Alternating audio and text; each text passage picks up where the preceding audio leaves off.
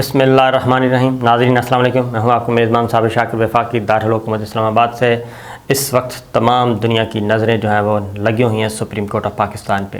وفاقی دارالحکومت اسلام آباد میں سپریم کورٹ آف پاکستان فیصلہ سنانے جا رہی ہے، اور اب تک جو کچھ ہوا وہ بھی بتاتا ہوں۔ اور اگر سپریم کورٹ اسپیکر کی رولنگ کو غیر آئینی قرار دے دیتی ہے اور آرٹیکل 95 کے تحت سپریم کورٹ یہ حکم دیتی ہے کہ جناب فوری طور پہ آرٹیکل 95 کا پروسیس مکمل کیا جائے اور تحریک عدم اعتماد پہ ووٹنگ کرانا لازمی تھا، وہ نہیں کروائی گئی، اور اگر سپریم کورٹ یہ کہہ دے کہ قومی اسمبلی جو تحلیل کی گئی تھی اسی رولنگ کے نتیجے میں کی تھی وہ بھی بحال ہوتی ہے، تو ایسے میں وزیر اعظم عمران خان کیا کرنے والے ہیں اور کیا کریں گے؟ ان کے پاس ابھی بھی کچھ کارڈز ایسے ہیں جو کہ وہ کھیلنا چاہیں گے اس فیصلے کے بعد۔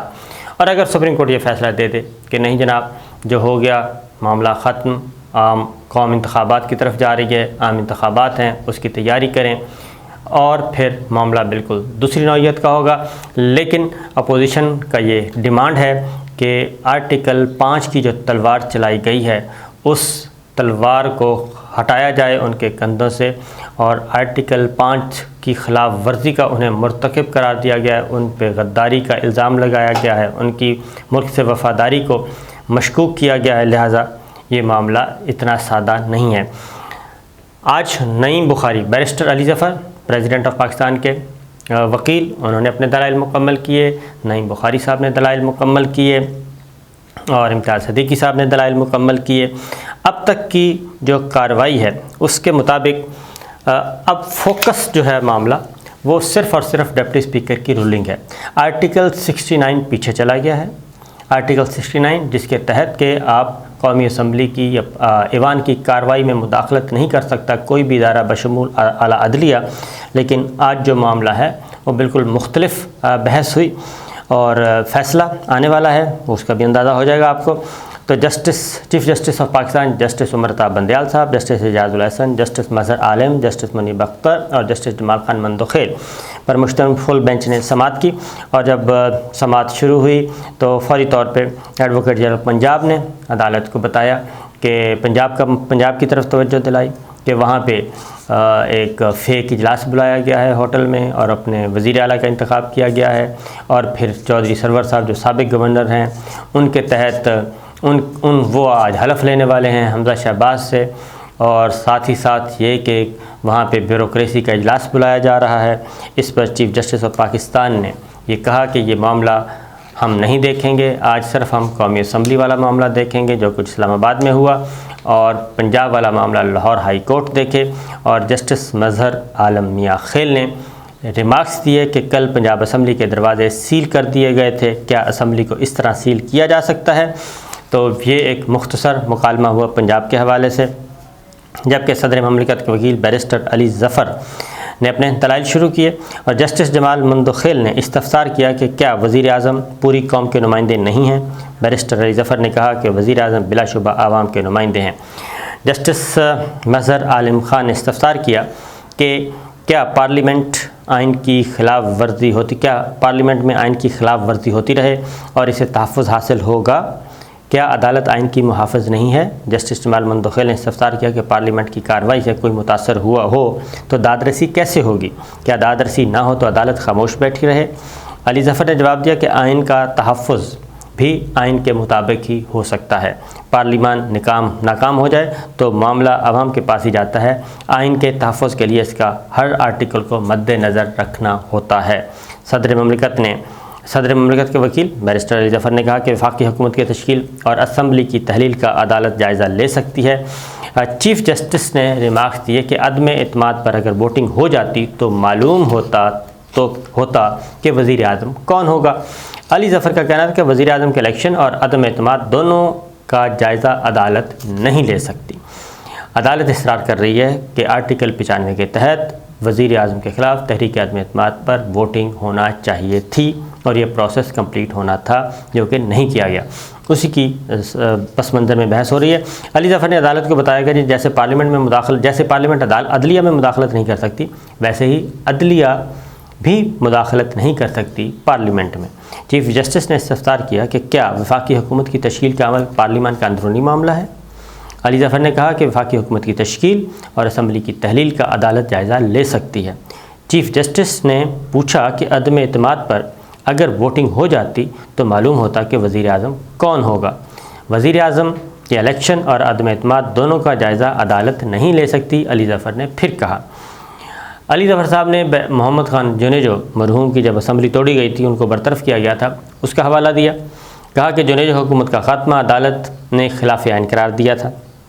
جونیجو کیس میں عدالت نے کہا تھا کہ معاملہ الیکشن کی طرف جا رہا ہے، اس لیے عوام فیصلہ کرے گی۔ یہ بتا دوں کہ 1988 میں جب جنرل ضیاء الحق مرحوم نے اسمبلی توڑی اور محمد خان جونیجو کو برطرف کر دیا وزیر اعظم کو، تو وہ چیلنج کیا گیا سپریم کورٹ آف پاکستان میں۔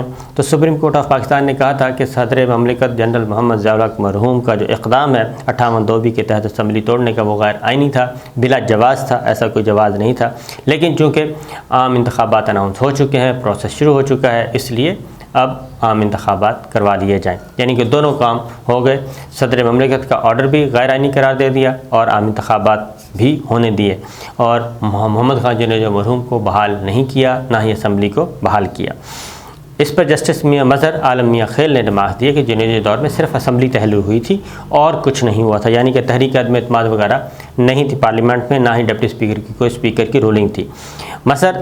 جسٹس مظہر عالم خیل نے کہا کہ موجودہ کیس میں اسمبلی تحلیل سے پہلے عدم اعتماد پر رولنگ ہے۔ علی ظفر نے کہا کہ اسمبلی تحلیل ہو چکی ہے اور الیکشن کا اعلان ہو گیا ہے، اب عدالت مداخلت نہ کرے۔ عدالت کئی مقدمات میں قرار دے چکی ہے کہ الیکشن میں مداخلت نہیں کر سکتے۔ چیف جسٹس نے واضح کیا کہ ملک میں کوئی آئینی بحران ہے تو کیسے ہے؟ آئینی بحران کہاں ہے؟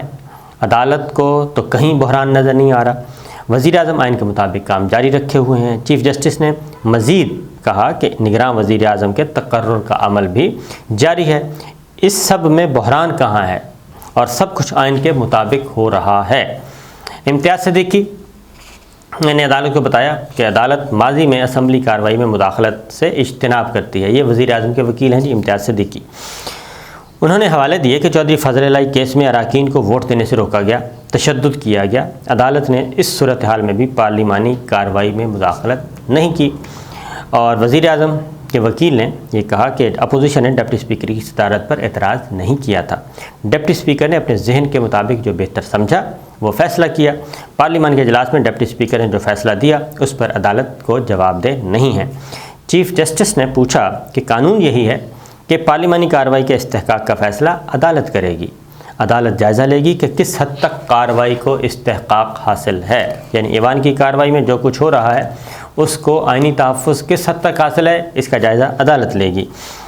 امتیاز صدیقی نے کہا کہ سپریم کورٹ آرٹیکل 69 کے تحت پارلیمنٹ کی کارروائی میں مداخلت نہیں کر سکتی۔ جسٹس منیب نے ریمارکس دیے، منیب اختر صاحب نے ریمارکس دیے کہ جن فیصلوں کا حوالہ دیا گیا ہے ان میں آبزرویشن ہے، عدالت فیصلوں میں دی گئی آبزرویشن کی پابند نہیں۔ امتیاز صدیقی صاحب نے واضح کیا کہ ڈپٹی اسپیکر نے نیشنل سیکورٹی کمیٹی پر انحصار کیا، نیشنل سیکورٹی کمیٹی پر کوئی اثر انداز نہیں ہو سکتا۔ چیف جسٹس نے استفسار کیا کہ ڈپٹی اسپیکر کو کب بریفنگ ملی۔ اس پر وزیر اعظم کے وکیل نے بتایا کہ قومی سلامتی کمیٹی کی ڈپٹی اسپیکر کو بریفنگ کا علم نہیں۔ چیف جسٹس نے کہا کہ اگر آپ کو علم نہیں تو پھر آپ اس پر بات نہ کریں۔ امتیاز صدیقی وزیر اعظم کے وکیل نے کہا کہ جب وزیر اعظم کو تحریک عدم اعتماد خارج ہونے کا علم ہوا تو انہوں نے اسمبلی تحلیل کر دی۔ چیف جسٹس صاحب نے پوچھا کہ اسپیکر نے تحریک عدم اعتماد 28 مارچ کو کیوں مسترد نہیں کی، یعنی کہ جب 28 مارچ کو تحریک عدم اعتماد آئی تھی اسی وقت مسترد کر دیتے۔ جسٹس اعجاز الاحسن نے ریمارکس دیے کہ اسمبلی تحلیل نہ ہوتی تو ایوان ڈپٹی اسپیکر کی رولنگ ختم کر سکتا تھا۔ وزیر اعظم نے صورتحال کا فائدہ اٹھاتے ہوئے اسمبلی تحلیل کی، یعنی عجلت میں ڈپٹی اسپیکر نے رولنگ دی اور عجلت میں ہی وزیر اعظم نے قومی اسمبلی تحلیل کر دی، اور اس کا پھر جواب بھی نہیں لیا گیا، کیونکہ آگے جا کے پھر آنریبل ججز پوچھتے ہیں کہ کیا اس پہ بحث کروائی گئی، جو کہ فواد چودھری صاحب نے جو پوائنٹ آف آرڈر کھڑا کیا کہ اس پر بحث ہوئی، اپوزیشن کا پوائنٹ لیا۔ امتیاز صدیقی نے کہنا تھا کہ وزیر اعظم نے کہا کہ اگر وہ بدنیت ہوتے تو اپنی حکومت ختم نہ کرتے۔ وزیر اعظم نے کہا کہ انتخابات پر اربوں روپے لگیں گے۔ اس پر پھر بحث شروع ہوئی جی، دلائل نعیم بخاری صاحب کے، وہ بھی بڑے ٹو دی پوائنٹ دلائل تھے، اور انہوں نے ایک تو بیرسٹر علی ظفر صاحب جو کہ صدر مملکت کے وکیل ہیں، ان کے سارے آرگومنٹس کو اڈاپٹ کیا، ان سے اتفاق کیا، اور اس کے بعد انہوں نے کہا کہ پوائنٹ آف آرڈر تحریک عدم اعتماد میں نہیں لیا جا سکتا، تاہم پوائنٹ آف آرڈر تحریک عدم اعتماد سمیت ہر موقع پر لیا جا سکتا ہے۔ یہ بحث ہو رہی تھی کہ پوائنٹ آف آرڈر، جو فواد چوہدری صاحب نے اس دن پوائنٹ آف آرڈر پہ کھڑے ہو کے یہ مسئلہ اٹھایا آرٹیکل 5 کا اور تحریک عدم اعتماد کے بیک گراؤنڈ کا کہ یہ ایک فورن ایجنڈا ہے، اس پہ سوال ہو رہا ہے کہ تحریک عدم اعتماد پوائنٹ آف آرڈر جو ہے وہ تحریک عدم اعتماد میں نہیں لیا جا سکتا، تاہم پوائنٹ آف آرڈر تحریک عدم اعتماد سمیت ہر موقع پر لیا جا سکتا ہے۔ جسٹس مظہر عالم نے استفسار کیا کہ کیا پوائنٹ آف آرڈر کے وقت اسپیکر کو کوئی مواد دیا گیا تھا؟ جسٹس جمال مندوخیل نے پھر سوال کیا کہ اسپیکر کا عدم اعتماد پر ووٹنگ نہ کرانا آئین کی خلاف ورزی ہے؟ نعیم بخاری نے کہا کہ اگر اسپیکر پوائنٹ آف آرڈر مسترد کر دیتا تو کیا عدالت تب بھی مداخلت کرتی؟ جسٹس اعجاز الحسن نے سوال کیا کہ کیا زیر التوا تحریک عدم اعتماد پوائنٹ آف آرڈر پر مسترد ہو سکتی ہے؟ نعیم بخاری نے کہا کہ point of order per speaker تحریک عدم اعتماد مسترد کر سکتا ہے، پہلے کبھی ایسا ہوا نہیں لیکن اسپیکر کا اختیار ضرور ہے۔ اس کے بعد جو اگلی بحث ہوئی وہ یہ ہوئی، نعیم بخاری صاحب نے کہا کہ جسٹس مظہر عالم نے پھر استفسار کیا کہ کیا پوائنٹ آف آرڈر کے تحت اسپیکر کو کوئی مواد دیا گیا، اور یہ کہ جسٹس اعجاز الحسن صاحب نے پوچھا کہ تحریک عدم اعتماد پوائنٹ آف آرڈر پر مسترد ہو سکتی ہے، تو نعیم بخاری صاحب نے پھر وہی جواب دیا کہ جی بالکل ہو سکتی ہے۔ نعیم بخاری نے کہا کہ تحریک عدم اعتماد پیش کرنے کی منظوری کا مطلب نہیں کہ مسترد نہیں ہو سکتی۔ نعیم بخاری صاحب کہہ رہے ہیں عدالت بھی درخواستیں سماعت کے لیے منظور کر کے بعد میں خارج کر دیتی ہیں۔ اسمبلی کارروائی شروع ہوتے ہی فواد چوہدری نے پوائنٹ آف آرڈر مانگ لیا تھا، اور اگر تحریک عدم اعتماد پر ووٹنگ شروع ہو جاتی تو پوائنٹ آف آرڈر نہیں لیا جا سکتا تھا۔ جسٹس مظہر عالم میاں خیل نے استفسار کیا کہ کیا فواد چوہدری کے پوائنٹ آف آرڈر کا ٹرانسکرپٹ ہے؟ نعیم بخاری نے کہا کہ پوائنٹ آف آرڈر کا ٹرانسکرپٹ بھی دکھاؤں گا، اسپیکر کو اختیار ہے کہ ایجنڈے میں جو چاہے شامل کر لے۔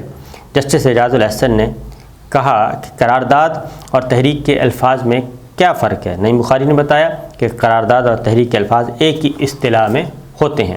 جسٹس جمال مندوخیل نے کہا کہ کیا ایجنڈے میں تحریک عدم اعتماد ہونے کا مطلب ووٹنگ کے لیے پیش ہونا نہیں؟ تحریک عدم اعتماد کے علاوہ پارلیمان کی کسی کارروائی کا طریقہ کار آئین میں درج نہیں؟ کیا اسمبلی رولز کا سہارا لے کر آئینی عمل کو روکا جا سکتا ہے؟ کیا اسپیکر آئینی عمل سے انحراف کر سکتا ہے؟ کیا آئینی عمل سے انحراف پر کوئی کارروائی ہو سکتی ہے؟ یعنی جو آرٹیکل 95 کے تحت تحریک عدم اعتماد پر ووٹنگ نہیں کروائی گئی، پروسیس مکمل نہیں کیا گیا، یہ اس پس منظر میں جسٹس جمال مندوخیل نے سوالات اٹھائے۔ نعیم بخاری نے بتایا کہ تمام اپوزیشن اراکین نے کہا تھا کہ سوال نہیں پوچھنے، صرف ووٹنگ کرائیں۔ اس شور شرابے میں ڈپٹی اسپیکر نے اجلاس ملتوی کر دیا۔ یہ پچھلے اجلاس کی بات ہو رہی تھی۔ پارلیمانی کمیٹی برائے قومی سلامتی کو خط بریفنگ دی گئی۔